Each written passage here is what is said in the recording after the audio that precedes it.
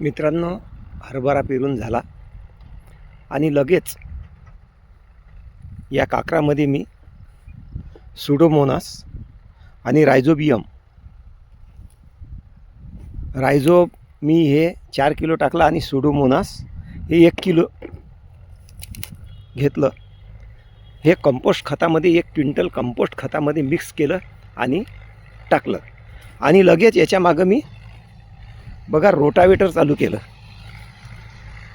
हे पेरणं झालं.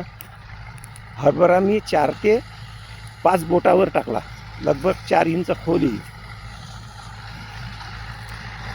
आणि लगेच याच्या मागे हे रोटावेटर चालू केलं मी. आता हे उद्धवराजे रोटावेटर करत आहेत.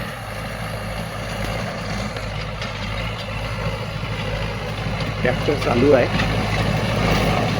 बघा मित्रांनो, एकदम छानसं रोटावेटर होऊन राहिलं. हे शेत बघून घ्या पेरलेलं. आणि हे बघा एकदम सवान होऊन जाते.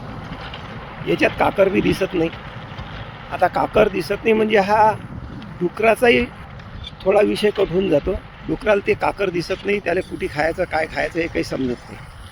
म्हणून रोटावेटर केल्यानंतर डुकरांचा सुद्धा त्रास कमी होतो.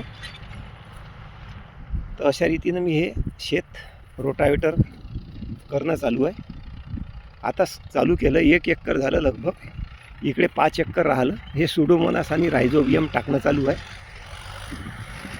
धन्यवाद.